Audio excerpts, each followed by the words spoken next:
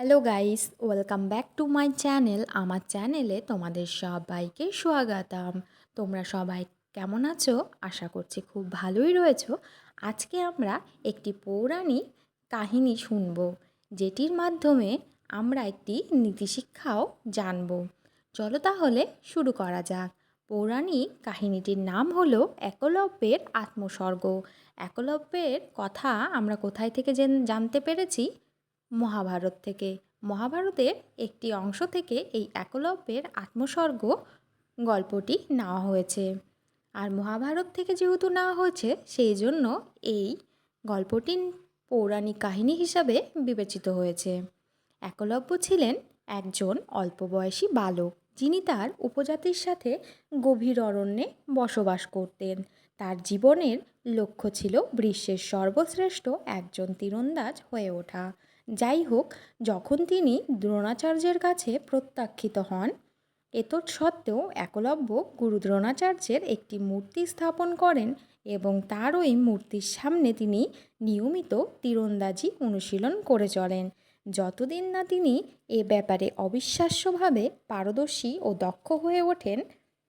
ততদিন পর্যন্ত তিনি প্রয়াস করতেই থাকেন। যাই হোক, এরপর দ্রোণাচার্য যখন একলব্যের সম্মুখীন হন এবং তার শিক্ষা ও সাফল্য সম্পর্কে অবগত হন, তখন তিনি এই ভেবে ভীত হয়েছিলেন যে এভাবে যদি একলব্য অনুশীলন অব্যাহত রাখে, তবে কিন্তু একটি সম্প্রদায় উপজাতি সম্প্রদায়ের ছেলে হয়েও সে তার প্রিয় ছাত্র অর্জুনকে অচিরেই অতিক্রম করে যাবে। তাই তার নামে শিক্ষা গ্রহণ করার গুরুদক্ষিণা হিসাবে দ্রোণাচার্য একলব্যকে তার নিজের ডান হাতের বুড়ো আঙ্গুলটিকে দান করতে বলেন। দ্রোণাচার্যকে কোনো রকম প্রশ্ন করা ব্যতীতই কিন্তু একলব্য এক বাক্যে গুরুর কথায় সম্মতি প্রকাশ করে।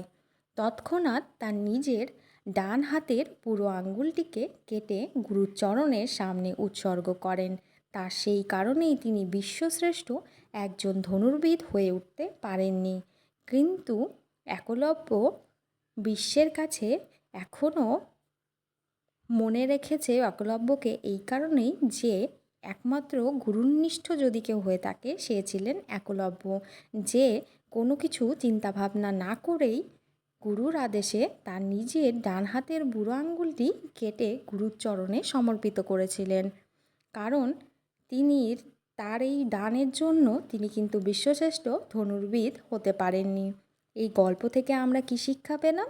এই গল্প থেকে আমরা জানতে পারলাম যে এই শিশুটি বা প্রত্যেকটি শিশুর কঠোর পরিশ্রম করতে এবং শ্রদ্ধা উৎসর্গ করতে শিখতে, বিশেষ করে শিক্ষক ও নির্দেশকদের কাছে তাদেরকে সবসময় শ্রদ্ধা করতে হবে এবং শিক্ষক এবং নির্দেশকদেরকে সবসময়ই শ্রদ্ধা করা উচিত এবং তাদের সব বাক্য শুনে চলা উচিত। আজকের ভিডিওটি এ পর্যন্তই। যদি ভালো লেগে থাকে, লাইক, কমেন্ট ও শেয়ার করতে ভুলো না। Bye guys.